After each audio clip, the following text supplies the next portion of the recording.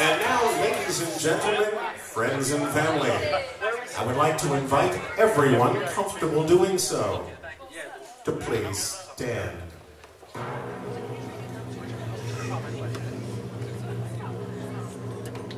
And please join me in bidding welcome to the brand new Mr.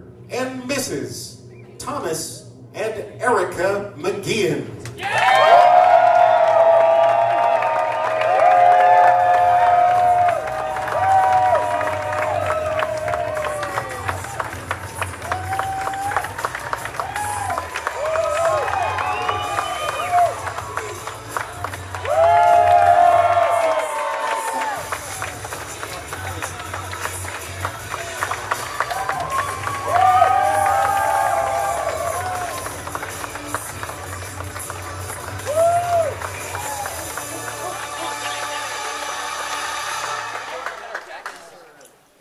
Ladies and gentlemen, I'd like to invite you to please be seated. Before their first dance, I wanted to take a few minutes to share with you the history of Erica and Tom. Certainly, you know why we're here, but very few of you know exactly how we got to be here, which is why Erica and Tom are having me present their love story. This is what transpired. A few weeks ago, Erica and Tom provided detailed answers to a questionnaire asking about the evolution of their relationship from their first meeting until Tom's proposal. And they didn't share their answers with each other. From their detailed responses, and in their own words, I composed this, their love story, which I'd like to now present to them and to you. Now there will be a few moments during the narration that will be so emotional, so touching, so sticky, saccharine sweet that you'll find yourselves completely overcome with warm fuzzies, and you won't be able to contain yourselves, and you'll think, oh.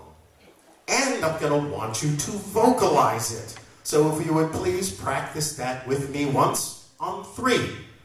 1, 2, 3. Aww. Very well done. And we begin. The love story of Erica and Tom began, as Tom tells it, in January of 2014 when he was conducting the orchestra during LaSalle College High School's production of 42nd Street. He was having some difficulty maintaining focus on the show and the music, and was instead drawn to a particular character, Peggy Sawyer. It was not so much the character that distracted him, but the enchanting actress who portrayed her. He felt something shift inside of him the instant their eyes met. Was it the melodic timbre of her voice? The graceful way she moved across the stage? The warmth of her smile? Or perhaps the sheer beauty that radiated from her? Whatever it was, Tom knew she was someone extraordinary. Despite his fixation, Tom's nerves held him back. He couldn't bring himself to approach her directly. But with an assist from his trusty wingman, Joe Dallas, to break the ice, Tom spoke his first words to Erica. Joe just happens to be a groomsman. Where are you, Joe? Stand up.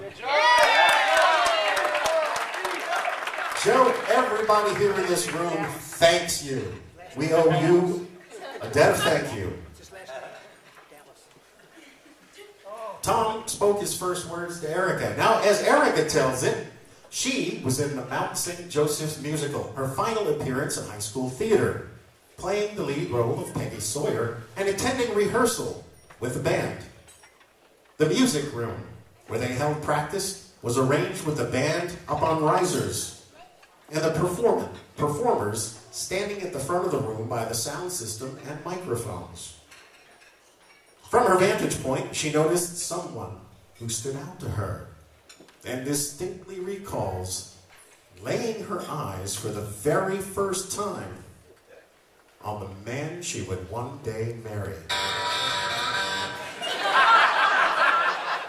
wearing a fashionable pair of stylish khaki pants. Unique in every way, except that every other classmate wore the same pants. They were, after all, the school's uniform. Erica still thought his pants were so much cooler than everyone else's. He doffed the button-down uniform top and wore only his white t-shirt and Sperry boat shoes. Erica remembers the numerous times during that rehearsal catching herself staring, transfixed and captivated by this fascinating new fellow. But, she wondered, was he as dazzled by her presence and as beguiled by her? Her answer came in the form of a text through Facebook Messenger. It was Tom's friend, Joe Dallas again. Joe does Dallas and double duty as a wingman. Joe asked if she would want to go out on a date with Tom. Within seconds of her answering in the affirmative, Tom and Erica were talking on their own, texting all day during school and after school, learning about each other and delving into life's mysteries together, discussing everything from trivial matters to profound questions. They FaceTime with each other after Erica's dance classes, sometimes until the wee hours when she would start to drift off. Tom would stay on Facebook with her until she fell fast asleep. Everybody? Aww.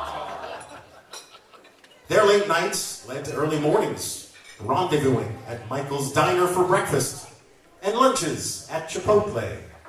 And it became abundantly clear to Tom that Erica was more than a friend. She was someone he wanted to get to know on a more personal level, and decided to ask her to be his date to LaSalle's senior prom, and orchestrated an elaborate plan to ask her. He arranged for the band to play the Jackson 5's I Want You Back after the final performance of 42nd Street. The cast members even crafted a sign for him to display. He stood with his heart racing as the familiar melody filled the air. This was more than a promposal, it was a declaration of his feelings. He wondered, would Erica be just as moved? Erica retells the ending of their final performance and heading to the cast party afterwards with her best friend, Becca Boyden. Becca, put a hand up so we can see who you are. When they entered the band room, the entire band began playing, and Tom appeared holding a sign that read, I want you back at LaSalle for prom. Everyone? Aww. The surprise was now forever ingrained in her memory, and, she says, remains one of the sweetest things that she ever received. They danced as the band played, and it was then that they shared their first kiss, as all of their friends cheered. Aww. Not at all finished sweeping Erica from her feet, Tom also made plans for an intimate dinner together that night at an Italian restaurant. Erica had a Caesar salad, Tom the fettuccine alfredo, but they barely touched their dinners because they were so nervous.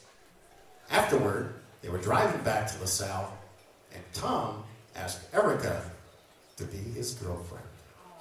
Everyone? Aww. That was when they had their second kiss, which Erica remembers just as well as the first. Ultimately, and unfortunately, the fall season interfered with their plans. College beckoned, and they went their separate ways in September of 14, each heading to different universities. Erica to Point Park in Pittsburgh, and Tom to Temple. It wasn't for another 6 years when Erica reached out to Tom again.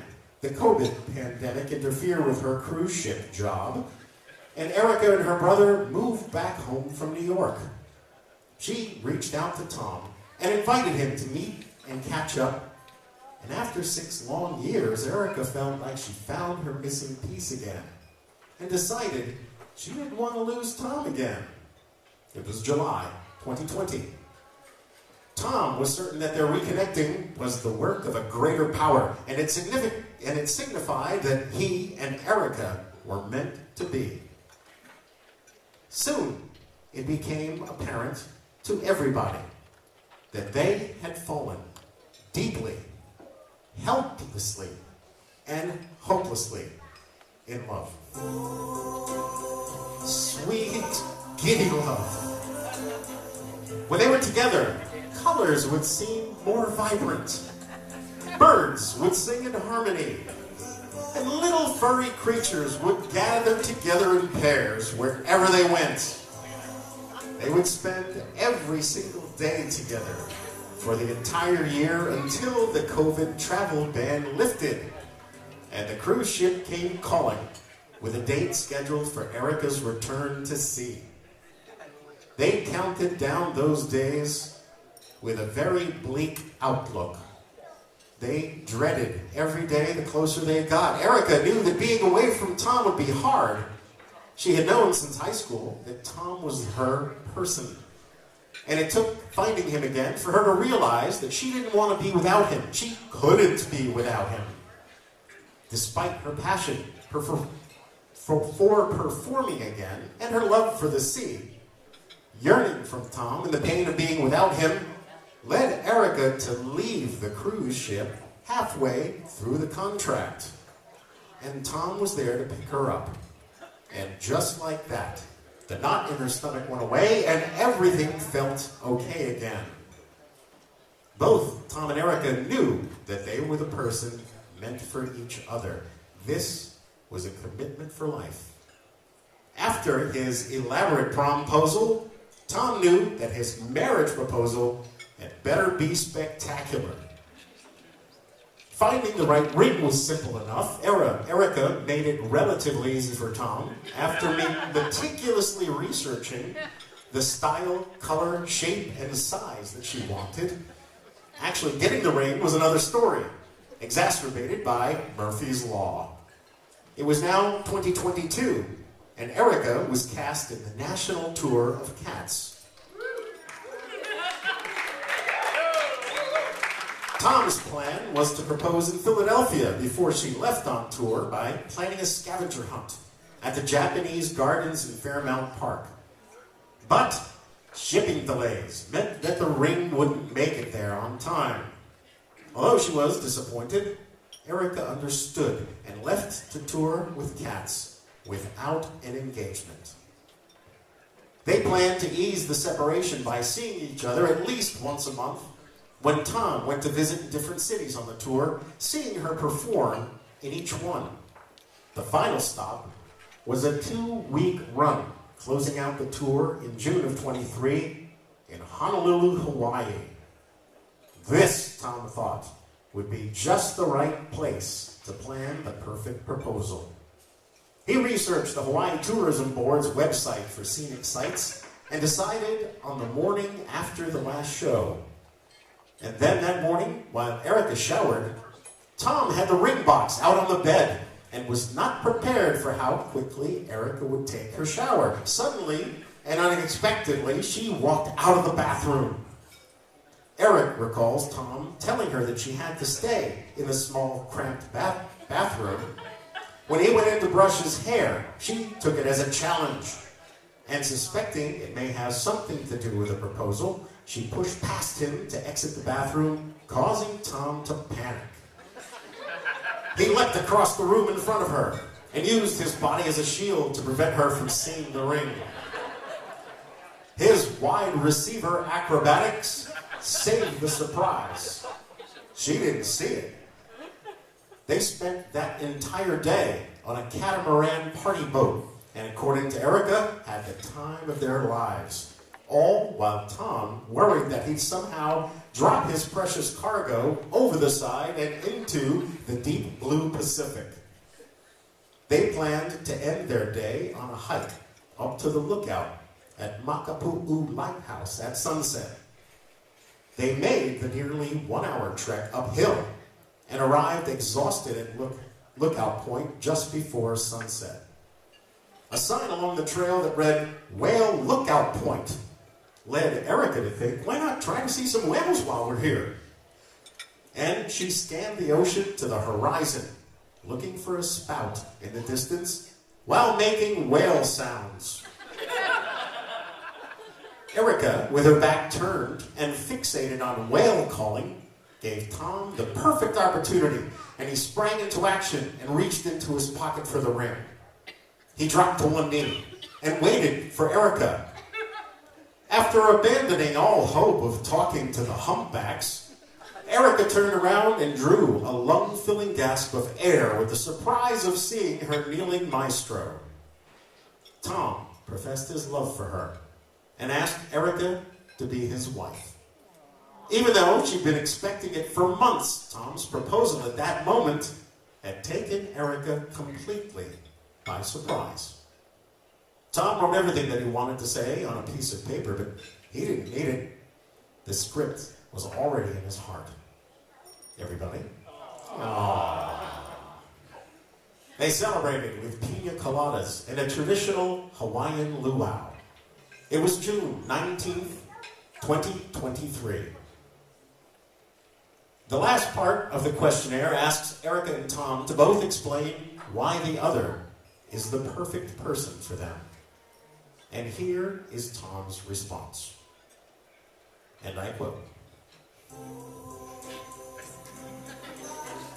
"Erica is the perfect woman for me because she genuinely and effortlessly embodies everything that I have ever dreamed of in a partner. Her presence in my life is like a guiding star, illuminating my path and inspiring me to strive for the best version of myself. She challenges me in the most wonderful ways, helping me grow as a man and pushing me to achieve our shared dreams. Her passion for life and her unwavering determination to set and accomplish goals motivate me daily, not just for my own sake, but for our future together. With Erica by my side, I feel invincible, knowing that I have a partner in crime, a shoulder to lean on, an adventure buddy, and most importantly, someone who will always have my back. No one understands my quirks and isms quite as well as she does, and for that, I'm eternally grateful. Erica has turned my dreams into reality, and I can't wait to see what our story holds next. I love her with every inch of my being, every part of my soul, forever and always."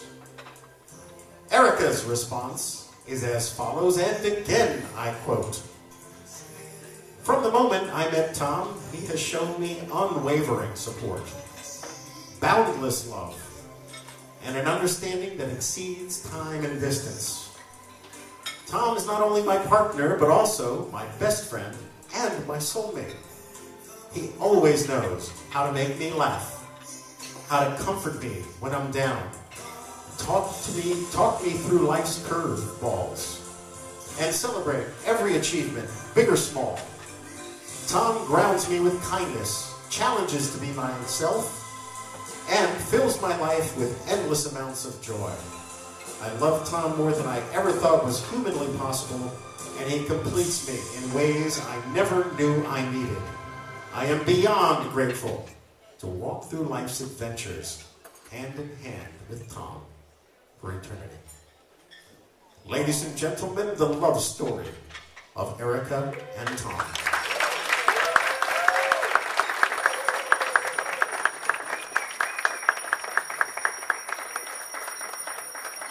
Now I'd like to direct your attention to the center of the dance floor, where Tom and Erica will share their first dance together as a husband and wife to a song from Ben Rector and Ingrid Michaelson. This is called "It Would Be You." Again, I present to you Erica and Tom and the Bridesmaids. If there was anyone I'd want to spend about 100 days